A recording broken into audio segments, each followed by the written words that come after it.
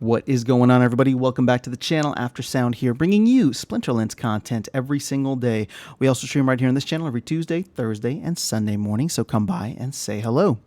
All right, well, we have the first kind of community proposals for SPS governance set up. This is a V1, and this is the official post from Splinterlands, or on the Splinterlands blog, and it was posted in the Discord as well. Aggie was talking about it shortly or briefly in that or in the map chat, but we're going to go through just the quick basics here, and then I'll give some final thoughts at the end. But I will start off by saying this is exciting. I think this is really the turn of this is really the start of something I think that could be incredible, right?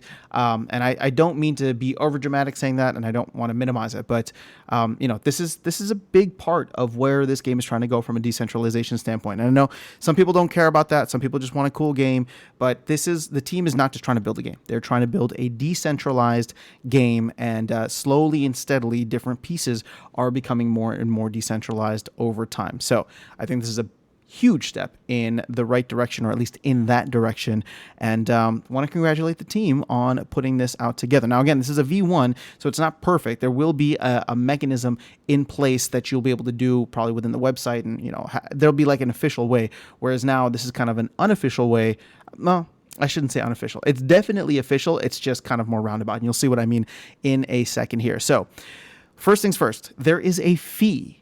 And it is hefty. It is 100,000 DEC tokens, which is roughly $60 right now. But at PEG, that is $100 that will be burned for every proposal that is put out there. Now, keep in mind, the proposal that you're putting is actually we'll call it a pre-proposal, because what they are doing is they are requiring you to publish a post on Hive, right? You send the DEC to the burn account, the null account. And then you publish a post on Hive. You use the tag SPS or hashtag SPS proposal, and then you have to make sure that you include the Hive blockchain transaction with the DEC payment as the very first line in the post. So there's specific instructions. If you're planning to do this, I highly recommend reading it yourself. But again, it's 100,000 DEC. They're going to do it through Hive, and then you can go in, or you let people know, and they can go in and they can either upvote or downvote the post if they want to show their approval or disapproval for the idea. Now, keep in mind, this is a pre-proposal, so it is not an actual governance proposal. It is, do we want to move forward with this if there is enough interest from the ongoing community? So that being said, this lasts for 7 days, and what it will require is 5% participation, and then at least 66% of those being upvotes. So similar to the pass fail of an actual proposal, it needs to be 66% or above.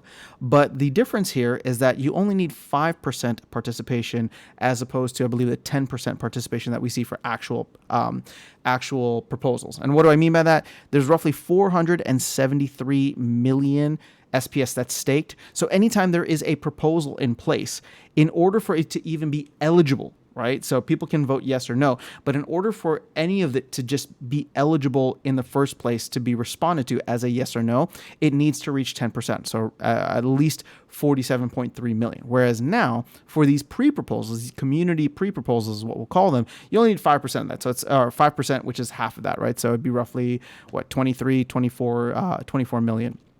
So the idea is, if you can gather a little support around, this proposal that you have, you can put it out there, and if enough people vote and enough people vote in favor, then it will move forward, and the team will then consider it and make it an actual proposal. So again, it's not us making these proposals just yet, but it is a start. I actually don't know if there will ever be a way in which you can have, the community do direct proposals.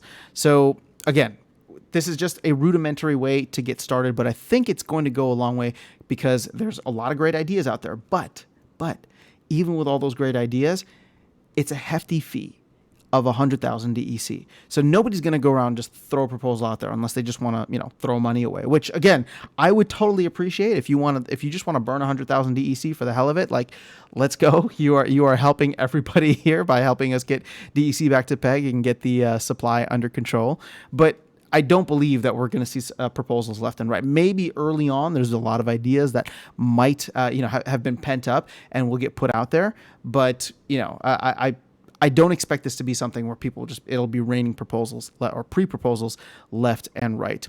And so they kind of address this here, saying the 100,000 DEC is necessary to avoid spam and to help ensure the proposals are serious and worth the time to read and consider. They're saying that the fee could be adjusted in the future, but we would have to make a vote on that to either bring it up or down. Now, here's the thing. They talk about proposal guidelines because they say the SPS DAO has complete control over SPS, voucher, and license tokens. For everything else, the community may still propose changes, but it is ultimately up to the Splinterlands team whether or not to put those community proposals up for official voting, regardless of the outcome of the informal voting. So I guess that's what they're calling it, informal. Additionally, proposals must contain all of the details necessary for implementation. They don't want anything vague, and they don't want like a bunch of different things put in. It's just like, hey, we're going to try and fix everything with one proposal. It should be specific to the point, and it should have clear implementation of how this can be applied. So that being said, let's see. They also won't allow any edits. So if you try any funny business where you can go in and edit your post later on. So let's say you put something out that's popular, people vote on it, and then you change it at the last minute. There is a history there. Everything is saved on the blockchain, so they will be able to see those edits. And if it's done in bad faith, they probably won't honor it. Just another thing to keep in mind if you're planning to try anything tricky. And so they talk about that. Similarly, proposals should focus on one concept or change. We talked about that. And they say, finally, please keep in mind the Splinterlands team will still be in control of timing and resources necessary for implementing the changes from any approved proposals. We have an extremely full roadmap, and we'll do our best to slot in any new proposal projects that come up. Here's where it gets interesting, though. It will also be possible for the community to vote for DAO funds to be spent to hire third-party developers to build certain features that can be done independently of the Splinterlands team.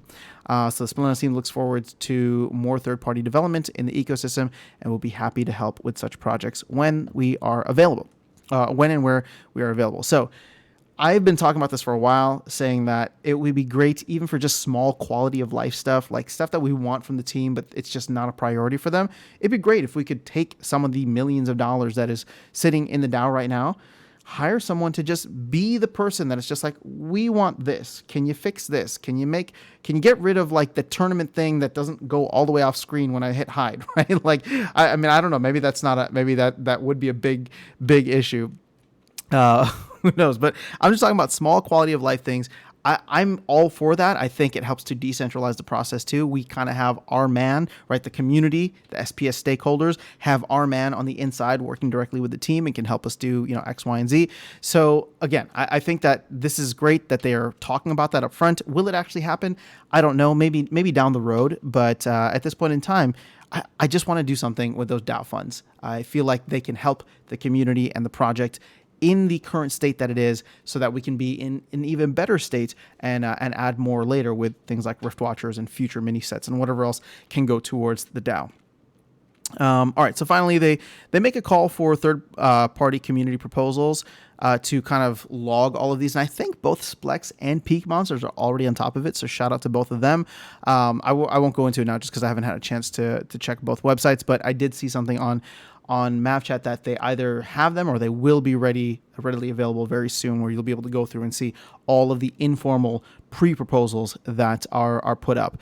So that being said, we got through the whole post. Like I said, this is exciting to me. It is a huge step forward, and I look forward to all of the proposals that end up getting submitted. Now, this is where it gets fun for me, and what I'm personally excited about, right? This channel, as I say all the time, this channel is I just want to do fun stuff with it, right? I just want to, like, the community that we built here, this is the happiest accident ever. There's so many cool people, and I want this channel to be a way that can help the game, that can help the community, that can help third-party developers. That's why I always get people on here just to chat and promote their stuff, right? So when it comes to proposals, I want this to be somewhat of an open platform. So if you are putting a proposal out there, feel free to reach out to me. Come on and talk about it. Or if you don't want to talk about it, like, let me know and I will cover it in a video here to go over it. Unbiased as I can be. Although I would say that I can be I definitely take sides, but I can be neutral if need be. If requested, I can be neutral, and I do always try to see things from both angles. It's just I'm human, so I tend to pick a side, right? In most things, I'll pick a side. But either way, I would love for this to be this channel to be utilized as something that can just help support the community and proposals like this. So if you have something, you're thinking about something, even if you haven't put the proposal in yet, but you're serious about it, you're planning to do it, you want to come on and talk about it, you want me to talk about it, let me know.